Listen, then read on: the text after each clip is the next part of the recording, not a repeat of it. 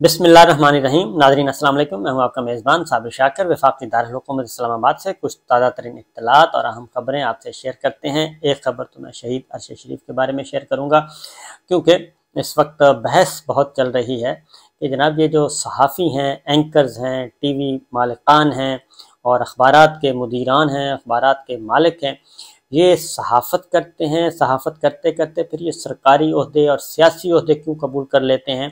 क्या इससे पहले कोई काम किया जा रहा होता है? पहले उनको कोई फ़ायदा पहुंचाया जाता है सियासतदानों को, सियासी जमातों को, और उसके बाद फिर उनको उसके बदले में फल मिलता है। एक तरफ शहीद अरशद शरीफ हैं जिन्होंने सहाफ़त के लिए, अपने असूलों के लिए जान कुर्बान कर दी और उनको कत्ल कर दिया गया केनिया में जाके। उन्होंने एक असूली फ़ैसला किया और वो भी यानी कि शहीद अरशद शरीफ भी बहुत ज़्यादा इस पर क्रिटिसाइज़ करते थे, तनकीद करते थे, और ऐसे लोगों को वो कठपुतलियाँ और बहरूपिये के नाम से याद करते थे जो सहाफ़ी सरकारी ओहदे और सियासी ओहदे जो हैं वो कबूल करते हैं और इक़्तिदार के ईवानों तक चले जाते हैं और फिर जब दिल करता है वापस आके सहाफ़ी बन जाते हैं।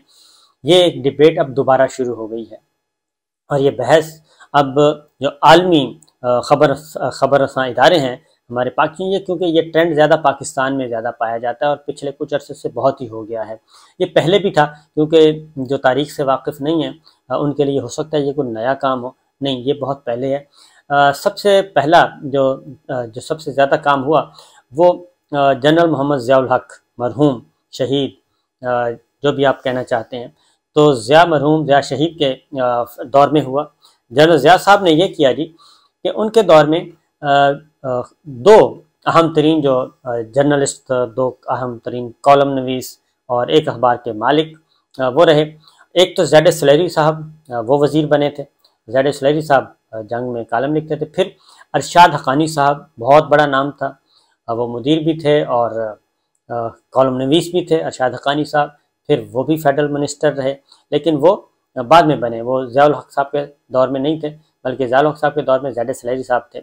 और ज़ियाउल हक साहब के ही दौर में जो निगरान काबीना बनी मोहम्मद खान जुनेजो की बरतरफ़ी के बाद, मोहम्मद खान जुनेजो मरहूम की बरतरफ़ी के बाद, उस काबीना में भी एक और अखबार के मुदीर वफाक लाहौर से निकलते थे, मुस्तफ़ा सादिक साहब, मेरे फादर इन लॉ, वो भी उसका हिस्सा बने, वो भी उस काबीना में रहे।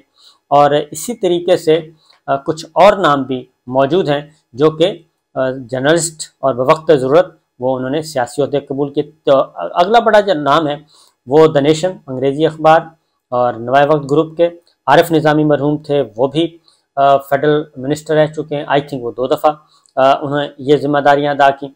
इसी तरीके से मुशाहिद हुसैन सैयद साहब, नामवर नाम, वो भी सियासत से सहाफ़त की तरफ गए और लेकिन फिर वो वापस नहीं आए। फिर अब वो मुस्तकिल सियासत में ही हैं। वो पाकिस्तान मुस्लिम लीग काफ की तरफ से भी सेनेटर रह चुके हैं और मुस्लिम लीग नवाज की तरफ से भी सेनेटर रह चुके हैं। तो उसके बाद जो सहाफ़ी जो हमें नज़र आते हैं, मुशाहिद हुसैन सैयद साहब के पास आरिफ निज़ामी साहब का तस्करा हो गया। फिर जो अगला नाम है वो मलिहा लोधी, वो भी द न्यूज़ जंग ग्रुप से वाबस्ता थी। वो भी पहले जर्नलिस्ट थी और उसके बाद फिर वो सरकारी ओहदों की तरफ गई। फिर वो एम्बेसडर बनी और फिर अक़वाम मुत्तहिदा में भी मुस्तकिल मंदूब रहीं पाकिस्तान की तरफ से। इसी तरीके से डॉक्टर शाहिद मसूद साहब, वो भी प्रोग्राम एंकर थे, बहुत बड़ा नाम था, लेकिन वो भी पाकिस्तान टेलीविज़न के एमडी के तौर पे उन्हें लिया गया और उसके बाद फिर उन पे मुसीबतों के पहाड़ भी टूटे और उन पे तरह तरह के इल्ज़ामात भी लगे। तो डॉक्टर शाहिद मसूद साहब, फिर अफसार आलम साहब, वो पैमरा के चेयरमैन लगे और उन पे भी बहुत ज़्यादा तनकीद की गई। और इसी तरीके से नजम सेठी साहब, वो तो ताज़ा तरीन मिसाल है नजम सेठी साहब की। अब मोहसिन नकवी साहब आ गए हैं और फिर फ़हद हुसैन साहब जो हैं वो भी अच्छा खासा बड़ा नाम, लेकिन वो भी वज़ीर आज़म शहबाज शरीफ साहब के मुआवने ख़ुसूसी हैं। तो ये सब के सब जो हैं नाम, बड़े बड़े नाम हैं और ये सारे के सारे हैं जनाब इस वक्त सरकारी ओहदों पे भी रहे, सियासी ओहदों पे भी रहे और उसके बाद फिर जैसी मुद्दत ख़त्म होती थी वापस अपने प्रोफेशन की तरफ चले जाते थे। तो ये मैंने चीदा नाम रखे हैं और भी मज़ीद नाम भी इसमें शामिल हो सकते हैं जो रह गए हैं, लेकिन ये बहस शुरू हो चुकी है مکمل طور پہ اب اس پہ سٹوریز بھی آئی ہیں، BBC نے بھی سٹوری کی ہے کہ جناب یہ کیا وجہ ہے، تو پھر کیا وہ غیر جانبداریت اپنی برقرار رکھ سکتے ہیں ان حالات میں؟ تو صورتحال ایسی ہی ہے۔ اس کے علاوہ بھی آپ کو بتاؤں، کچھ نام آ گئے اور بھی ذہن میں آ گئے۔ افتخار صاحب ہیں لاہور سے، وہ بھی اسی طریقے سے وہ پنجاب میں انہوں نے ذمہ داریاں سنبھالی۔ پھر محمد مالک صاحب یاد آیا، محمد مالک صاحب وہ MD PTV رہ چکے ہیں، وہ MD PTV اور اس کے بعد پھر پروگرام میں چلے گئے۔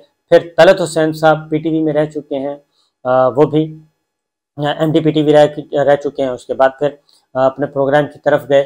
تو بے شمار نام ہیں، اور یہ جو اس وقت زیر بحث معاملہ ہے، حکومتیں جو ہیں ان کو رشوت کے طور پہ استعمال کرتی ہیں صحافیوں کے لیے، کہ جب پہلے فیور لی یا پھر جو زیادہ تنگ کر رہا ہوتا ہے اس کو بھی بعض اوقات یہ بھی ہوتا ہے کہ اس کو بھی نواز دیا جائے، تو وہ نوازا جاتا ہے۔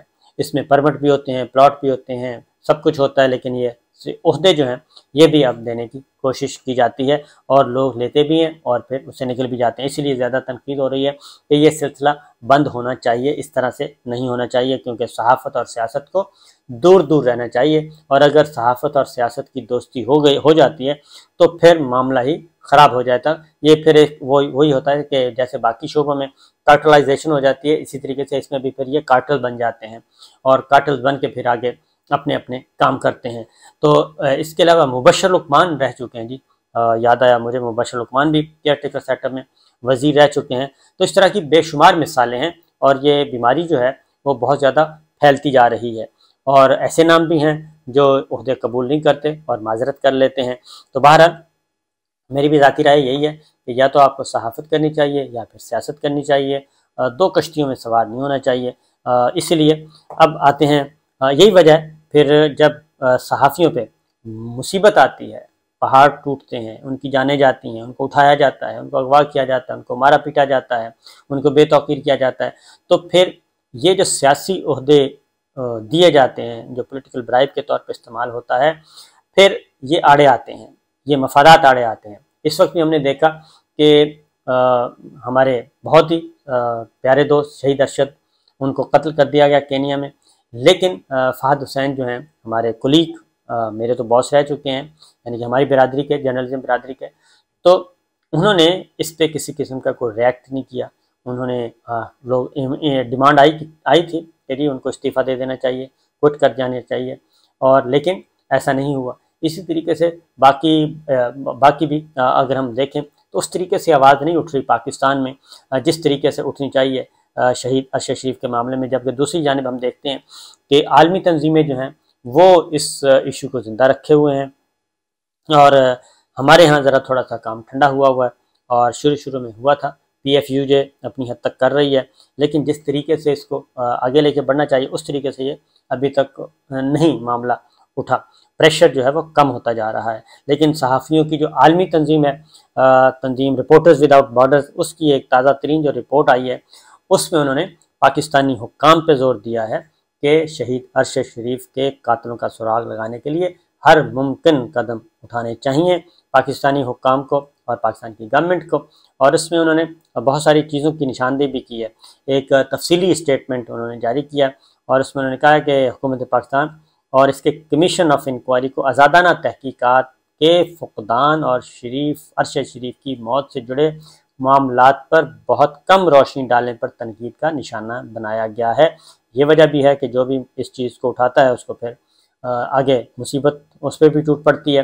تو اسی لیے عالمی تنظیم کے سربراہ RSF کے ایشیا پیسیفک ڈیسک کے سربراہ نے ڈینیل نے یہ کہا ہے کہ پاکستان میں تفتیش کاروں اور سویلین اداروں کی ساکھ کو داؤ پر لگا دیا ہے۔ یہ جو انکوائری ہو رہی ہے، تحقیق تفتیش ہو رہی ہے، وہ صحیح نہیں ہو رہی، اور بہیمانہ قتل کے 3 ماہ بعد بھی یہ مہمہ پہلے سے زیادہ پیچیدہ بن گیا ہے، اور ان کی موت کن حالات میں واقع ہوئی یہ معاملہ پیچیدہ سے پیچیدہ تر ہوتا جا رہا ہے۔ اسی طریقے سے RSF نے یہ بھی کہا کہ ارشد شریف کے قریبی لوگوں کے سرکاری دستاویزات اور اکاؤنٹس کی مدد سے ان کے قتل سے پہلے 3 ماہ کے دوران کی نقل و حرکت کا پتہ لگایا گیا۔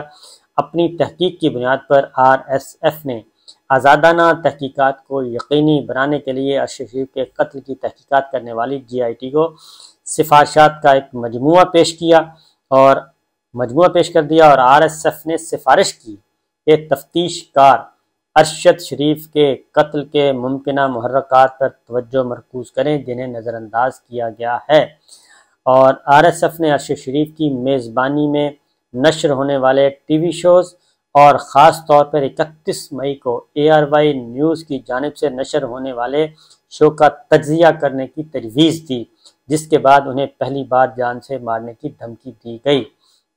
یہ بھی اب یہ تنظیم کی طرف سے سفارشات پیش کی گئی ہیں، اور ادارے نے پاکستان، متحدہ عرب امارات اور کینیا کی حکومتوں سے تفتیشیوں کو مکمل آزادی کی یقین دہانی کے لیے تعاون کے لیے بھی مفاہمت کی یادداشت پر دستخط کرنے کی تجویز پیش کی۔ یہ سپریم کورٹ آف پاکستان بھی کہہ چکا ہے، لیکن ابھی تک اس پہ عمل درآمد نہیں ہوا۔ ادارے کی جانب سے یہ بھی کہا گیا ہے کہ چیئرمین عمران خان کے کردار اور خاص طور پر ان کے اس بیان کے تناظر میں ان کا انٹرویو لینے کی تجویز دی گئی جس میں عمران خان نے کہا تھا کہ انہیں ارشد شریف کو پاکستان چھوڑنے کا مشورہ دیا تھا، تو انہوں نے کہا کہ ان سے بھی رجوع کرنا چاہیے۔ RSF نے تجویز دی کہ ARY نیوز کے CEO سلمان اقبال سے بھی اہم معلومات حاصل کرنے کے لیے انٹرویو کیا جائے، جس سے کیس میں مدد مل سکتی ہے اور تفتیش کاروں کی معاونت کے لیے اقوام متحدہ سے بھی مدد لی جائے۔ یہ ساری جی ڈیٹیلز دے دی ہے، تو یہ معاملہ جو ہے ابھی تک ختم نہیں ہوا۔ SGIT جو ہے اس وقت کینیا میں ہے، وہ تحقیقات کر رہی ہے، UAE سے ہو کے وہ جا چکی ہے، وہاں پہ سلمان اقبال صاحب کا، طارق وسیع صاحب کا انہوں نے انٹرویو بیان ریکارڈ کیا، اور اس کے بعد اب کینیا میں ہے۔ تو چیزیں آ رہی ہیں، صحافی ہر طرح کے صحافی موجود ہیں جی، سرکاری عہدے قبول کرنے والے بھی، سرکاری عہدے نہ قبول کرنے والے بھی، آسائشوں والے بھی اور جان کے نذرانے پیش کرنے والے بھی، یہ ہر طرح کے لوگ ہوتے ہیں، ہر طرح کے کردار ہوتے ہیں۔ بہرحال ہمیں کوشش یہ کرنی چاہیے کہ چیزوں کو اچھے سے اچھے طریقے سے آگے لے کے بڑھا جائے، اور پاکستان اور پاکستان کی سلامتی کے لیے ہی ہمیں کام کرنا چاہیے۔ اجازت دیجیے، اللہ حافظ۔